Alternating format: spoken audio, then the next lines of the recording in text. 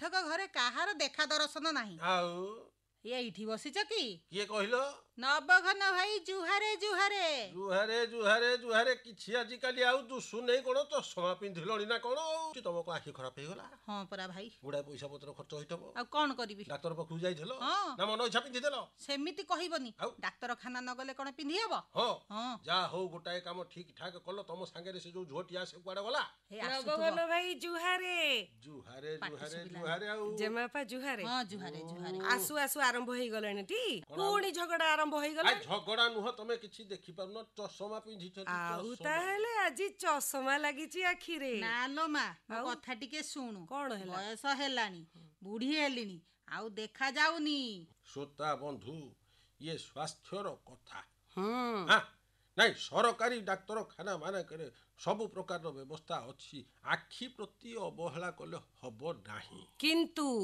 आखि पई कि सबुजिमा निहाती आवश्यक सबुजिमा आउ अच्छा अच्छा ये कथाटा कोन केमिति कुआडू आइला आजी होउची को बार कइलो आजी हां मंगलवार केते तारीख हां केते तारीख जुलाई मास 2 तारीख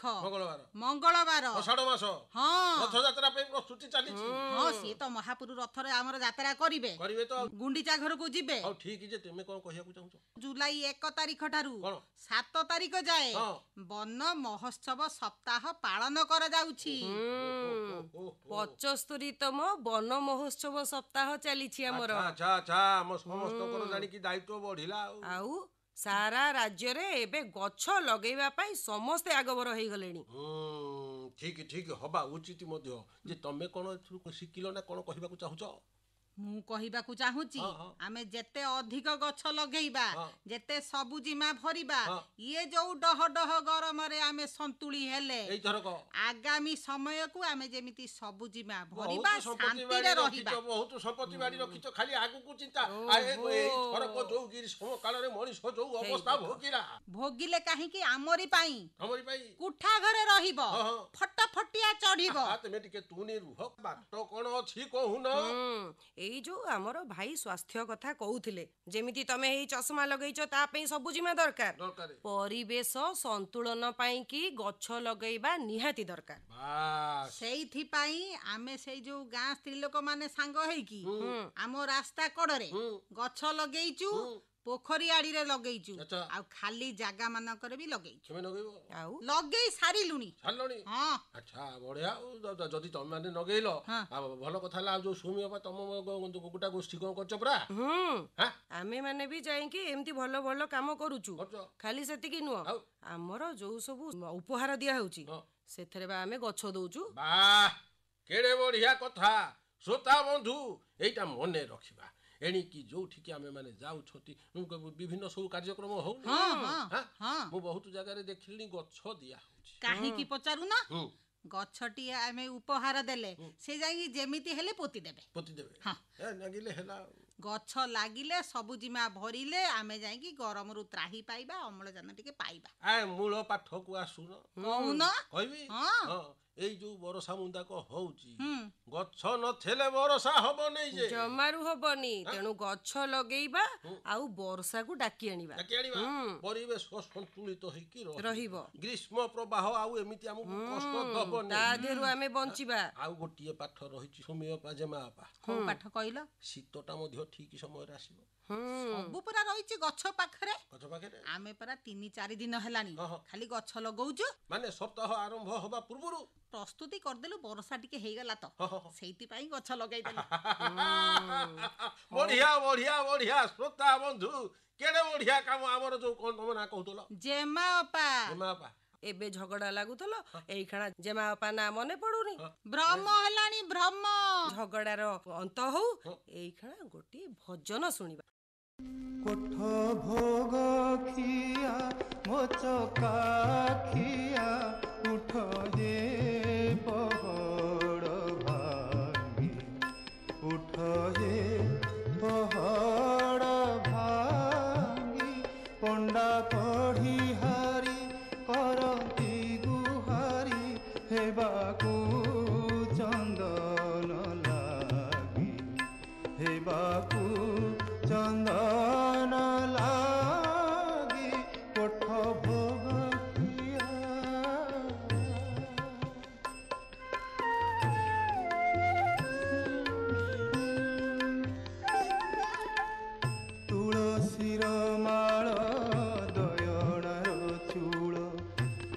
উভাঘিনী দেবদাসী উভাঘিনী দেবদাসী বড় সিংহারকু বুঢ়া সিংহারি যে উভা হইলেଣି আসি মଣିমা ডাক ପଡ଼ୁଅଛି ଛାମୁ ଦର୍ଶନ ଲାଗି ହେବାକୁ ଚନ୍ଦନ ଲାଗି କୋଠ ଭୋଗ ଖିଆ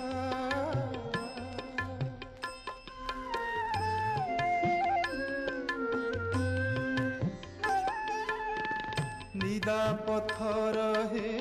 ନିଦକେ ଶୋଇଲ ଷାଠିଏ ପଉଟି ଖାଇ ଷାଠିଏ ପଉଟି ଖାଇ ଅନାଥ ଜନଙ୍କ ଡାକ ନ ଶୁଣୁଛ ଜଗତର ନାଥ ହୋଇ ଆରତି ବେଳ ଯେ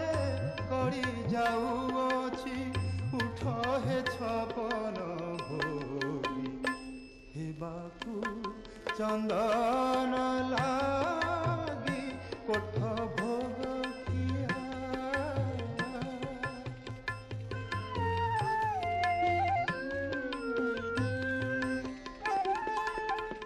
ପତିତ ପାବନ ବାନା ଉଡ଼ାଉଛ ପତିତ ଉଦ୍ଧାର ପାଇ ପତିତ ଉଦ୍ଧାର ପାଇ ମୁଁ ଜଣେ ପତିତ କାନ୍ଦି କାନ୍ଦି ମରେ ମୋ ଡାକ କି ଶୁଭୁ ନାହିଁ ଏଡ଼େ ବଡ଼ କଣ ବହି ଅଛ ପ୍ରଭୁ କୁହ ତେବେ କାହା ଲାଗି ଉଠ ହେ ପହଡ଼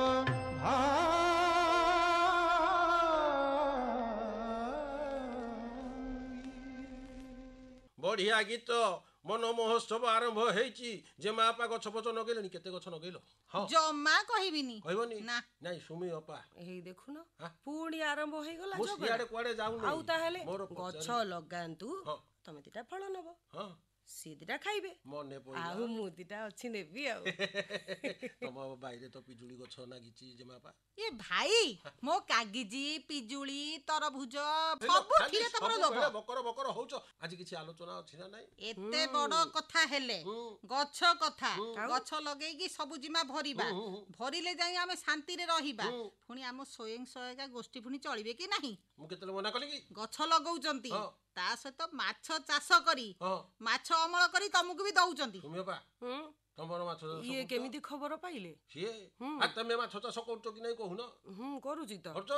କାଁ ଆମେ ତ ଦିଟା ମାଛ ପାଇଲୁ ନେଇ ହେଇଲୋ ମା ଆରମ୍ଭ ହେଇଗଲା ଆଦାୟ ତେମେ ବଡ ଅଡୁଆ ଚୁପ ରୁହ ଗୀତ ଶୁଣିଲ ବୈଠକ ଘର ପେଟ ପାଟଣାରେ ଭଲ ବିଷୟଟିଏ ଅଛି କଣ ବିଷୟ ଅଛି ଯେ ମା ବାପା ଟିକେ କହୁନ ଆଲୋଚନାର ବିଷୟ ହେଉଛି ଗ୍ରାମାଞ୍ଚଳରେ ମହିଳା ସ୍ୱୟଂ ସହାୟିକା ଗୋଷ୍ଠୀ ମାନଙ୍କ ପାଇଁ ମାଛ ଚାଷ ମହାଶୟ ହେଉଛନ୍ତି ଡକ୍ଟର ଅନିଲ କୁମାର ସ୍ୱାଇଁ ତାଙ୍କ ସହିତ କଥା ହଉଛନ୍ତି ଅନନ୍ତ ଚରଣ ଜେନା ଆମେ ଆଲୋଚନା ଶୁଣିବା ତାପରେ କଥା ହବା ହଁ ବସୁଛି ବର୍ତ୍ତମାନ ଆମ ଷ୍ଟୁଡିଓରେ ଉପସ୍ଥିତ ଅଛନ୍ତି ଡକ୍ଟର ଅନିଲ କୁମାର ସ୍ୱାଇଁ ମତ୍ସ୍ୟ ବିଶେଷଜ୍ଞ ତଥା ବରିଷ୍ଠ ବୈଜ୍ଞାନିକ ଓ ମୁଖ୍ୟ କୃଷି ବିଜ୍ଞାନ କେନ୍ଦ୍ର ନୟାଗଡ଼ରୁ ସେ ଆସୁଛନ୍ତି ତାଙ୍କୁ ଆମେ ସ୍ୱାଗତ ଜଣାଉଛୁ ଆମର ଆଜିର କାର୍ଯ୍ୟକ୍ରମକୁ ଆଜ୍ଞା ନମସ୍କାର ସ୍ୱାଗତ ଆପଣଙ୍କୁ ଅନିଲ ବାବୁ ଆମେ ଆଜି ଆଲୋଚନା କରିବା ଗ୍ରାମାଞ୍ଚଳର ସ୍ୱୟଂ ସହାୟିକା ଗୋଷ୍ଠୀମାନଙ୍କ ପାଇଁ ମାଛ ଚାଷ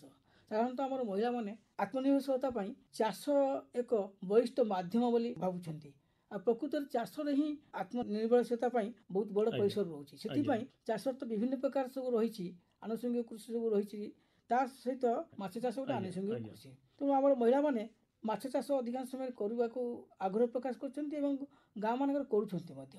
ତେବେ ଗାଁର ଯେଉଁ ମହିଳାମାନେ ରହିଛନ୍ତି ଆମର ମାଛ ଚାଷ କରିବା ପାଇଁ ଆଗ୍ରହ ପ୍ରକାଶ କରୁଛନ୍ତି ଯେଉଁ ଆମର ସ୍ୱୟଂ ସହାୟିକା ଗୋଷ୍ଠୀମାନେ ସେମାନେ କେମିତି ଚାଷ କରିବେ ପ୍ରଥମେ ସେମାନେ କ'ଣ ପଦକ୍ଷେପ ନେବେ ଚାଷ ପାଇଁ ଦେଖନ୍ତୁ ଆମର ଗାଁ ମାନଙ୍କରେ ବହୁତ କୋଠ ପୋଖରୀ ବା ଗାଁ ପୋଖରୀ ଅଛି ତା ସହିତ ଆମର ସରକାରଙ୍କ ତରଫରୁ ଡିଫରେଣ୍ଟ ପଞ୍ଚାୟତରେ ପୋଖରୀ କରାହେଉଛି, କାହିଁକିନା ପୋଖରୀ କରିବା ଦ୍ୱାରା ସେ ଇରିଗେସନ୍ ସପୋର୍ଟ ଦିଏ। ସେଇ ସବୁ ଯେଉଁ ଅଛି ରିସୋର୍ସ ବା ଆମ ପାଖରେ ଯେଉଁ ପୋଖରୀ ଅଛି, ଯେହେତୁ ମହିଳା ସ୍ୱୟଂ ସହାୟକ ଗୋଷ୍ଠୀମାନଙ୍କୁ ଆମେ ଅଗ୍ରାଧିକାର ଦେଉଛେ, ତାଙ୍କୁ ଆମେ ଆଗକୁ ଆଣିବାକୁ ଚାହୁଁଛେ, ତାକୁ ସ୍ୱାବଲମ୍ବୀ ଆମେ କରିବାକୁ ଚାହୁଁଛେ, ସେଇଥିପାଇଁ ମହିଳା ସ୍ୱୟଂ ସହାୟକ ଗୋଷ୍ଠୀମାନଙ୍କୁ ଆମର ଯେଉଁ ପଞ୍ଚାୟତ ପୋଖରୀ ଅଛି ତାକୁ ଆମେ କିଛି ବର୍ଷ ନିଲାମ ହିସାବରେ ଦିଆଯାଉଛି ମାଛ ଚାଷ କରିବା ପାଇଁ। ତ ଯେହେତୁ ଆମେ ଦେଖିବା ପଞ୍ଚାୟତର ବା ଗାଁ କୋଠ ପୋଖରୀ ଆପଣମାନେ ଦେଖୁଥିବେ, ସେଇଟା ଗାଁର ଏକ ପୋଖରୀ ରହୁଥିଲା ଯେଉଁଥିରେ କି ସମସ୍ତ ଗାଁର ଚାଷୀ ହଉ ବା ଗାଁର ଅଧିବାସୀମାନେ ତାକୁ ବ୍ୟବହାର କରୁଥିଲେ, ତାକୁ ଯେଉଁ ତାଙ୍କର ଚାଷ କାର୍ଯ୍ୟ ପାଇଁ ବ୍ୟବହାର କରୁଥିଲେ, ବର୍ତ୍ତମାନ ତାକୁ ଆମେ ମାଛ ଚାଷ କାର୍ଯ୍ୟ ପାଇଁ ବ୍ୟବହାର କରିବେ ଆମର ସ୍ୱୟଂ ସହାୟକ ଗୋଷ୍ଠୀମାନେ। ତେବେ ସମସ୍ତେ ଜାଣିଥିବେ କି ଆମ ଗାଁର କୋଠ ପୋଖରୀ ଯେଉଁଟା ଅଛି ସେଇଟାକୁ ଆମର ଅନାବନା ମାଛ ଥାଏ, ଅଦରକାରୀ ଦଳ ଥାଏ, ଏଇ ଦୁଇଟା ଜିନିଷର ଥାଏ। ତାକୁ ଆମେ କିଭଳି ଭାବେ ବିଲୁପ୍ତ କରିକି ଆଉ ଆମର ଯେଉଁଟା ଚାଷ ଉପଯୋଗୀ ମାଛ ଅଛି ରୋହି ଭାକୁର ମିରିକାଳି ତାକୁ ଚାଷ କରିବା, ତା ଉପରେ ମୁଁ ଆପଣମାନଙ୍କୁ ସମ୍ୟକ ଧାରଣା ଦେବି, ଯେଉଁଥିରେ କି ଏହା ଦ୍ୱାରା ଆମର ସ୍ୱୟଂ ସହାୟକ ଗୋଷ୍ଠୀମାନେ ଯେଉଁ ଡିଫରେଣ୍ଟ ଗାଁରେ ନେଉଛନ୍ତି ମାଛ ଚାଷ କରିବା ପାଇଁ ପୋଖରୀକୁ, ସେମାନେ ତାକୁ ଲାଭବାନ ହେଇପାରିବେ। ଆମ ଗାଁରେ ଆପଣମାନେ ଦେଖୁଥିବେ ପୋଖରୀରେ ସବୁ ଦଳ ପଡ଼ିଥାଏ ବା ଶିକାରୀ ମାଛ ସମସ୍ତେ ଥାନ୍ତି। ତେଣୁ ଯେକୌଣସି ସ୍ୱୟଂ ସହାୟକ ଗୋଷ୍ଠୀ ପୋଖରୀକୁ ନେବାକୁ ଚାହୁଁଛନ୍ତି ସେମାନେ ମାଛ ଚାଷ କରିବା ପାଇଁ, ତାଙ୍କୁ ମୁଁ ପ୍ରଥମ ଉପଦେଶ ଦେବି ପ୍ରାରମ୍ଭରେ ତଥା ମାନେ ଏପ୍ରିଲ ମେ ଜୁନ୍ ମାସରେ ସେ ପୋଖରୀରୁ ସେମାନେ ଜାଲ ପକାଇକି ସମସ୍ତ ପ୍ରକାର ଦଳ ଯାହା ଅଛି ତାକୁ କାଢ଼ି ଦିଅନ୍ତୁ। ଶିକାରୀ ଅଦରକାରୀ ମାଛକୁ ସେମାନେ ବାହାର କରିଦିଅନ୍ତୁ। ପ୍ରଥମେ ସେ କାମଟି କରନ୍ତୁ, ତା ପରବର୍ତ୍ତୀ ସମୟରେ ସେଥିରେ ସେମାନେ ତାଙ୍କର ଚାଷ ଉପଯୋଗୀ ମାଛ ଛାଡ଼ିବେ। ସେ ମାଛ ହେଲା ରୋହି, ଭାକୁର, ମିରିକାଳି। ସେ ମାଛର ଜାଳକୁ ଆମେ ଛାଡ଼ିବା। ଏଇ ଯେଉଁ ଚାଷ ଉପଯୋଗୀ ପାଇଁ ଯେଉଁ ଜାଳକୁ ଛାଡ଼ିବା, ତା ସହିତ ଆମେ ଆଉ କିଛି ଜାଳ ମଧ୍ୟ ଛାଡ଼ିବା ଯେଉଁଥିରେ କି ଆମର ଅଧିକ ଲାଭବାନ ହେଇପାରିବ। ସେ ଜାଳକୁ ଛାଡ଼ିକି ଆମେ ଚାଷ କରିବା। ସେ ଚାଷ କରିବା ଦ୍ୱାରା ଆମର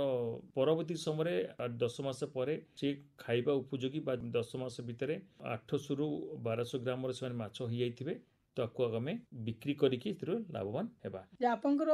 ଯେଉଁ କୋଠ ପୋଖରୀ କଥା କହୁଛନ୍ତି, ମାନେ ସାର୍ ସରକାରୀ ଜାଗାରେ ଥିବା ଦରକାର। କୋଠ ପୋଖରୀ ମାନେ ଯେଉଁ ଗାଁର ସମୂହ ପୋଖରୀ, ତାକୁ ସ୍ୱୟଂ ସହାୟକ ଗୋଷ୍ଠୀମାନଙ୍କୁ ଦିଆଯାଉଛି ମାଛ ଚାଷ କରିବା ପାଇଁ।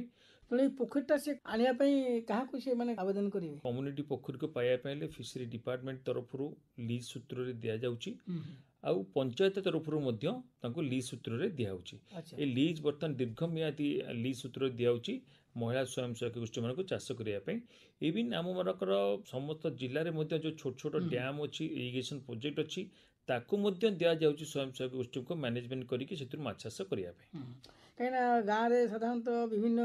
ସ୍ୱୟଂ ସହାୟକ ଗୋଷ୍ଠୀ ଥିବେ, ତାଙ୍କ ଭିତରେ କନ୍ଦଳ ଲାଗିପାରେ, କିଏ ନେବ, ସେ ସବୁ ବ୍ୟବସ୍ଥାକୁ ଦୂର କରିବା ପାଇଁ କାହା ପାଖରେ କ'ଣ? ଦେଖନ୍ତୁ, ଏଇ ଯାହା ବି ଜିନିଷ ଯେତେବେଳେ ସେମାନେ ଅଗ୍ରାଧିକାର ଦିଅନ୍ତି, ସେ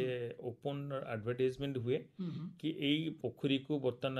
ଲିଜ୍ ସୂତ୍ରରେ ଦେବାକୁ ଚାହୁଁଛନ୍ତି, ଫିସରୀ ଡିପାର୍ଟମେଣ୍ଟ ହଉ ବା ପଞ୍ଚାୟତ ତରଫରୁ ହଉ, ତାକୁ ଡିଫରେଣ୍ଟ ସ୍ୱୟଂ ସହାୟକ ଗୋଷ୍ଠୀ ମାନେ ଆପ୍ଲାଏ କରନ୍ତି। କୌଣସି ଗୋଷ୍ଠୀ ସେମାନେ ଅଧିକ ଆବେଦନ ପଇସା ଦେବାକୁ ନେଇକି ଚାହୁଁଥିବେ ତାଙ୍କୁ ହିଁ ଦିଆଯାଏ। ଏଇଟା ଓପନ୍ ସେଟଅପ୍ ଭିତରେ ଅଛି, କିନ୍ତୁ କୌଣସି ପ୍ରକାର ସମସ୍ୟା ହେବାର ପ୍ରଶ୍ନ ହିଁ ନାହିଁ। ଆପଣ ଯେଉଁ କହିଲେ ରୋହି, ଭାକୁର, ମିରିକାଳି, ଆଜ୍ଞା, ଏ ମାଛ ଚାଷ କଲେ ସେମାନେ ଲାଭବାନ ହେଇପାରିବେ। ଏଇ ତିନିଟା ଯାକ ଗୋଟିଏ ଏକା ସାଙ୍ଗରେ କରିହେବ ଗୋଟେ ପୋଖରୀରେ? ଦେଖନ୍ତୁ, ଆମେ ରୋହି, ଭାକୁର, ମିରିକାଳି ଯେଉଁ ମାଛ କଥା କହୁଛେ, ତିନିଟାକ ମାଛକୁ ଏକା ସାଙ୍ଗରେ ଚାଷ କରିପାରିବା। କାହିଁକିନା ପୋଖରୀର ଗୋଟେ ଯଦି ଆମେ ଚିନ୍ତା କରୁଛେ, ଉପର ଭାଗରେ ଭାକୁର ମାଛ ରୁହେ, ମଝି ଭାଗରେ ରୋହି ମାଛ ରୁହେ, ତଳ ଭାଗରେ ମିରିକାଳି ମାଛ ରୁହେ।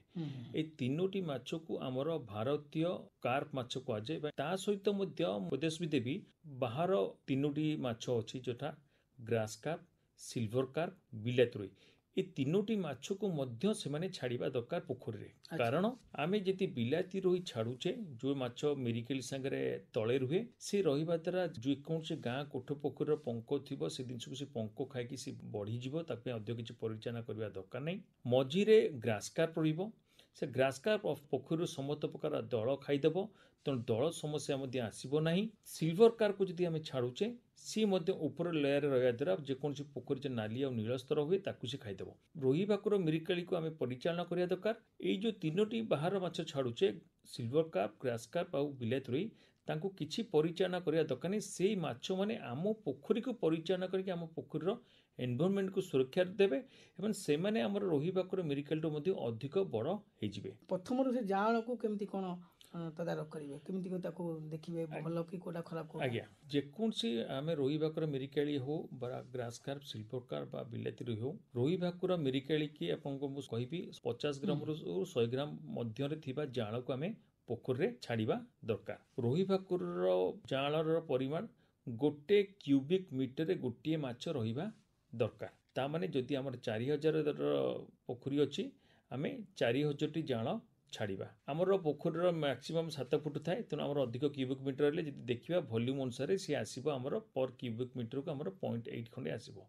तेणु आमे एकर को 4000 टी रोही भाकुर मिलकेली मिश्रित जाल छाड़िबा आउ बिलायतर ए ग्रास कार्प सिल्वर कार्प को एकर को 200 टी लेखाएं छाड़िबा आ समस्त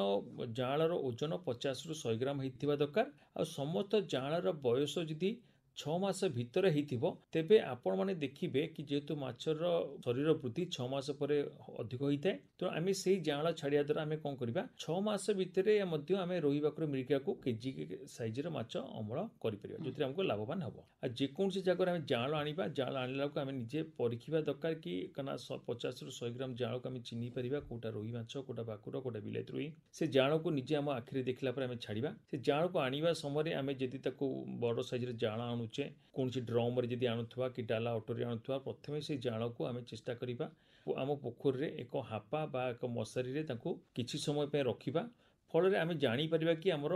जाळ समस्त सुरक्षित हिसाब रे रहिले सब बेले सकाळे हो बा संध्याळे कि जाळ रखिबा ता परवर्ती दिन सकाळो आमे जदि समस्त जाळ को छाड़ी देबा आमे जानि परिबा कि हमर एतिकी परिमाण जाळ आमे पोखरे छाड़ी पारले आ बड़ साइज रो जाळ छाड़िया द्वारा हमर कोनसी प्रकार शिकारी माछ किछि अनिष्ट करि परिबे नाही चेंग हो गड़िश हो अन्य कौन जिन केवल जदि बालिया माछ देवे तेज आम असुविधा कर तेरे ये जो जाल छाड़िया पूर्व पोखरी पानी को विशोधन किसी करने पड़ेगी निश्चिंत भावे आम पोखरी जिते जाल पकईकी अनाबना दल को बाहर कले शिकारी माछ को बाहर कले ता द्वारा आम पोखरी पानीटा गुलिया ही किसी विषाक्त जिनस बाहर आम सब चेष्टा करवा कि प्रत्येक मासरे एकर को 20 रु 30 केजी चून प्रयोग करने चूर्ण को आम रांधिकी रात्रि रखिदेबा सकाळु ताकू पानी करके ताकू प्रयोग करवा ता सहित नाली पोटास जोटा पोटासियम परमांगनेट बोली मार्केट रे बिक्री होची ताकू आम एकर को 200 ग्राम को प्रत्येक बाल्टी रे 10 ग्राम मिसेकी 20 बाल्टी पानी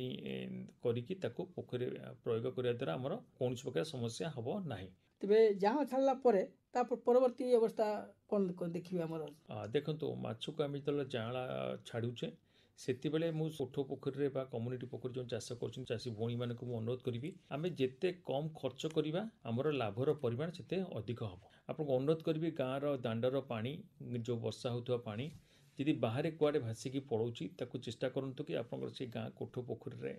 छाड़िया पे फल रे गाँ रे चरुथुवा गाई गोरु मेंढा चेंगर ताकर बा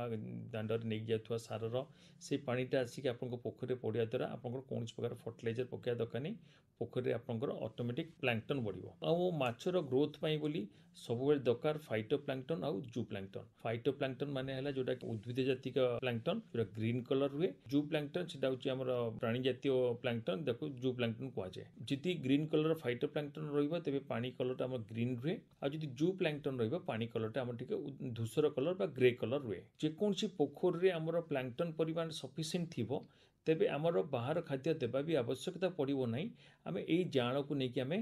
माछ 800 900 ग्राम पाई परिबा समस्त गाँ कोठो पोखरी आपन देखते डार्क ग्रीन कलर थाए तेणु डार्क ग्रीन कलर जदि थिबो पोखरे आमर माछ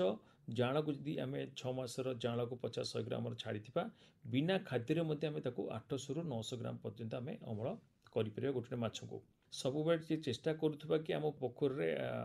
गोबर तो आम बाहर पकई पारिबा नहीं जदि अधिक जू प्लांक्टन आमको अधिक करिया चाहिए आमे तमे बादाम पड़िया को आम 20 केजी एकर को बतरिकी मध्य पानी हिसाब आम पानी पोखरी यदि पकेबा तेबे कौन समस्या करिवो नहीं ग्रामर आदिवासी मानकू और आमर जू प्लांक्टन रे सेटा साहाय्य करिवो आ माइक्रो न्यूट्रिएंट जोटा गोटे पॉन्ड कल्चर हिसाब रे मिलुची ताकू मध्य एकर को 1 केजी पकेबा दरकार जोथरे कि आमर माइक्रो न्यूट्रिएंट माटी सॉइल रे पोखरी रहबा द्वारा भलो क्वालिटी प्लांक्टन आसीबो जोथरे कि माछ आमर ग्रोथ हेबे आ जदि पैसा को लेकिन आम चाहिए कि आम बारंबार अधिक माछ अमल करने आम चाहिए बाहर खाद्य आम दे पारिबा बड़ माछ छोट माछ भी रोचंती जाळ रोचंती तो सेमानकर खाद्य परिचालना केमति कराय परिबो जो चाषी भाई मैंने चाहूबे कि वर्ष को 2-3 थर अमल करने से मोर संदेश कि आपण मैंने बाहर खाद्य दिंतु किंतु नेचुरल प्लांक्टन बा पोखर उत्पादित होता प्लांक्टन परिमाण को कमे कि बाहर खाद्य देखिए यदि माछ चाष करेंगे तेज आप लाभवान हेबे नाही। प्रथमे आपणकर पोखरी उत्पादित होता प्लांटनर परिमाण वृद्धि की देखा पड़ो ताकू देखा आप गोटे जिनस हूँ सेची डिस्क हो जेकोसी बाड़ी को आम यदि पानी रे सीधा भाव में भर्ती करवा जदि 20 सेंटीमीटर भितर से लुचि जाऊँगी तेबे आपण जानवे कि आप पोखरी उन्नत प्लांटन अच्छी जदि ताठू अधिक भितर को गला बाड़ीटा लुचि जाऊँगी आप जानवे कि मोर प्लांटन परिमाण ना तेणु प्रथम आम प्राकृतिक प्लांटन उत्पादन करवा दरकार ता बाद आम जब बाहर खाद्य देवाक चाहिए आम चाहिए चाषी भाई मैंने निजस्व एरिया मिलूवा खाद्य को प्रस्तुत करें यथा आमर प्लांटन खाइबा सहित से बादाम पीड़ा को आम बतरई पारिबा कांडिया कुंड को मिसेकी बस्तार बांधिकी दे पारिबा जो से रिक्वायरमेंट अनुसार से खाद्य खाइबे से आम विटामिन किछिटा परिमाण देवा पड़ो 1% विटामिन आम देवा जदि आम 10 केजी खाद्य दौचे तेबे धरी नेबा कि आमको 100 ग्राम आम विटामिन देवाक अच्छे प्रत्येक बस्तारे आम मैक्सिमम 2 केजी रु खाद्य बांधिकी रखा बस्ता जाकर कणा ही दरकार एकर को मिनिमम 10टी जगार आम डिफरेंट जगार बस्ता को बांधिकी रखा जो माछ खाइबे ये हूँ बड़ माछ खाइबापी किंतु इनिशियल स्टेज रे आम जदि छाड़ी जदि 50 रु 100 ग्राम साइज माछर जाँला था तेबे आम चाहिए प्रथम 2 मास बोली बास्केट रे जेकोसी झुड़ी रे एक जरी अखा बांधिकी से खाद्य देखिए टंगे पार पानी भितर फुटे तले फल आम जापर कि आम माछ खाद्य खाऊँ कि ना पाखरे थिबा आमर बादाम पिड़िया हो सोरिष पिड़िया हो राशि पिड़िया हो ताकू नहीं आम खाद्य हिसाब से देपर बजार में बर्तमान उपलब्धि होची विक्रयुक्त खाद्य जो खाद्य की किसी खाद्य भासे किसी खाद्य पानी रे बुड़े ताकू आम देपर तेणु भाषमान खाद्य जदि आम देवाक चाहिए आप जानी था आम जेहेतु 100 ग्राम जाँला को छाड़ुचे प्रथम समय आम 2 mm खाद्य देवाक पड़ो परवर्ती समय जिते माछ बढ़े आम बड़ साइजर खाद्य आम 4 mm खाद्य देपर जिते बड़ साइजर खाद्य किणवा आमर से कम खर्च आसो आ जो भाषमान खाद्य आम देवा ये आप जानी था कि आम माछ खाद्य देवार 2 घंटा भितर माछ जहाँ खाद्य सेवन करिवो आम जानिबा कि सेतिकी परिमाणर खाद्य माछ को आवश्यकता थिला आउ 2 घंटा पर जहाँ खाद्य लेफ्ट ओवर रही पोखरी आप जानवे कि ये हूँ एक्सेस खाद्य मु माछ मान को देइछि तेणु आम यदि खाद्य को से भाव परिचालना न करवा तेज अत्यधिक खाद्य देवा से खाद्य आम लॉस हम से खाद्य तले पड़ी आमर पोखरी पानी को नष्ट कर आमको पर असुविधा पकेब यही भाव एमती खाद्य परिचालना करेंगे आमको सुविधा हम चाहिए गोटे प्लास्टिक 4 कोणिया फ्रेम को पोखरी भसईकी 2 मुंडरे 2टी रस्सी बांधिदेले से भितर जदि आम भसामान खाद्य देवा तेबे माछ से भसामान खाद्य खाइबे आउ पवन द्वारा भसा खाद्य कौन कोड़ल लगे ना आ पोखरी आमर खाद्यर केबे भी नष्ट हम ना ये आम जब परिचालन करवा द्वारा आम अधिक लाभवान को जापर माछ मानक कि प्रकार सब रोग हुए कौ समय हुए तार प्रतिकार कौन देखो माछ मान को बेसिकाली आमर जदि आम पोखरी को ठीक भाव में परिचालन करुवा तेज आमर विशेष किसी रोग आसब ना मुझे प्रारंभ कहूली कि आम माछ मान को छाड़िया समय आम चून प्रयोग करने दरकार नाली पटास प्रयोग करने दरकार जदि आम पानी आमर जी अम्लत्व होकर क्षारत्व होकर तेज डेफिनेटली पीएच दी अल्कालिनिटी कंडीशन को आसब निश्चित भाव में आमर माछ को कौन समस्या आसब ना पोखरी पानी रे कौन समस्या देखले माछ मान को से समस्या देखा दे तेणु आम जब चून आ नाली पटास को प्रयोग कर प्रत्येक मसरे तेणु कौन प्रकार समस्या आसब ना आ साधारणतः जेकोसी गोटे बड़ समस्या आसे जोटा कि चाषी मानक कहूली अक्टोबर मास प्रारंभ में जो टेम्परेचर कम हुए माछ मांकर एक क्षत रोग जहाँ कहते एपिजूटिक अल्सरेटिव सिंड्रोम बा महामारी माछ रोग कहुए से रोगटा माछ मान देह देखा दिए से हेबा द्वारा माछ मान देह दाग हुए आ समस्त चाषी को मुझे चाहिए कि रोही भाकुर माछर दाग देखा पूर्व डेफिनेटली से पोखरी जीवाणु छोट केरांडी हो शैल गड़िश चिंग मान पाखे से देखा जाए सी प्रथमे मरती आम मैंने जेहेतु इग्नोर कर दौचु से माछ मरला बोली सी परवर्ती समय आम रोही भाकुर को व्यापे तार प्रतिकार आम औषध मिलूँ जहाँ सिफाक्स औषध बोली कहूचे ताकू एकर को 400 ml आम प्रयोग करवा प्रत्येक बाल्टी 10 लिटर पानी रे आम 10 ml को मिसेकी पोखरी सिंचन करवा यही भाव 40 बाल्टी पानी को लेकिन जब 40 ml को आम औषध प्रयोग करें तो माछ को समस्या किसी हम ना समस्त चाषी को अनुरोध करी जो मैंने गाँ कोठ पोखरी चाष कर व्यक्तिगत माछ चाष कर समस्ते अक्टोबर मास प्रारंभ में आम से प्रयोग करदे आम कौन समस्या हम ना माछ को रोग आसब ना ता सहित पानी परिमाण प्लांटन क्वालिटी बेटर होगी रछ पोखर जब पानी गंध हुए तेज जिओलाइट को आम 20 kg एकर को बाली रे मिसेक जब प्रयोग करवा तेज से समस्या उठज आउ गोटे समस्या आमर अच्छे माछ मानक बेले बेले ऑक्सीजन माछ जेहेतु रुहे ऑक्सीजन ग्रहण करती सकाळ समय माछ मानक ऊपर आसिक भासती से आम जाना कि आम माछ मानकर पोखरी ऑक्सीजन समस्या आसी से आम नाली पोटास को 200 ग्राम प्रयोग कर ना पंप को आम परिचालित कर जो थी कि ऑक्सीजन परिमाण बढ़िबो प्रत्येक मासरे आम पोखरी माछ को नेटिंग करके पेट को देखा कि देह लाड़ अच्छी ना नहीं देखा काती स्ट्रंग अच्छी ना नहीं देखा और ये सैंपलिंग करने द्वारा आम कौन प्रकार आम माछ को रोग समस्या आसब नहीं आम ठीक भाव में परिचालन कर तेरे माछ बढ़िले कि नहीं अमल केतल करेंगे कि जानिए केमती खाइबा उपयोगी है माने आम चाहूँ ताको माछ बिक्री योग्य है तेणु 800 ग्राम रु ऊर्ध माछ हूँ आम प्रযোज्य जोटा कि आम खाद्य उपयोगी बिक्री योग्य आम कर से आमर प्रत्येक मासरे नेटिंग करने द्वारा आम जापर कि आम माछर ग्रोथ हो नहीं आ सब चेष्टा करुवा कि आम एका सांगे माछ अमल करने अपेक्षा प्रत्येक मासिकिया किस्ती जी आम माछ को अमल करवा तेणु आम भल भाव बजार दर पाइपर आजिका डेट्रे जेहेतु मार्केट रे बजार रे लोकंकर जीवंता माछ उपर चाहिदा रही से भाव आम निजस्व चिंता करवा कि आम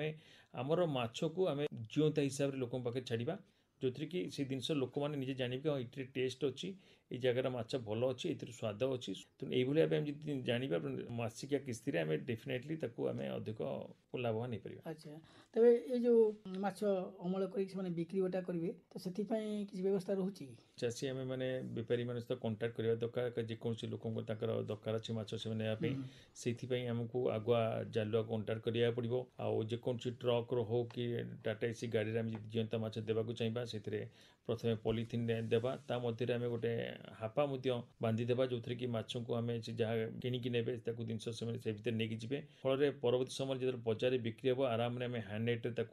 काढ़ी पार आ चेष्टा करुवा कि आम जी से माछ को जीवंता माछ को ये भाव नहीं जावा कि जिंदगी पाखे खाउटी पाखे जीवंत हिसाब से रही पार्थ्व आदि ऑक्सीजन सिलिंडर आम यूज करेंगे आम चाहिए से माछ को 24 घंटा पर्यंत जीवंत रखिपर जेपर्यंत खाउटी जीवंत हिसाब से न नहीं पारिछि। जहाँ अनिल आपको आम अनुष्ठान तरफ बहुत धन्यवाद अर्पण करूँ नमस्कार। बढ़िया बढ़िया बढ़िया कथा कहिले आउ सेई भली भाबरे आमे जदी माछ चाष करिबा ताहेले बढ़िया हबो माने पचारिली तमरो सेमटी नीति नियम रो कोन ना प्रा एते कथा कोन जानितिली ये जम्मा जानिनी हो प्रा आमे एई सब नीति नियम रे करूछु ये बे नुआ नुआ करूची तो तमे जानिचो हां भलो बढ़िया माछ होइतो जेति की जानिथिली आउ टिके महाशय जो कहि देले सब जानि गली एबे कामर लगेइबो आउ गोटे कथा मु कहूची सुन आमर सबु श्रोता बंधु मान को अनुरोध निहाती वन महोत्सव सप्ताह अवसर रे मणिष गोटिके गछ गोटिए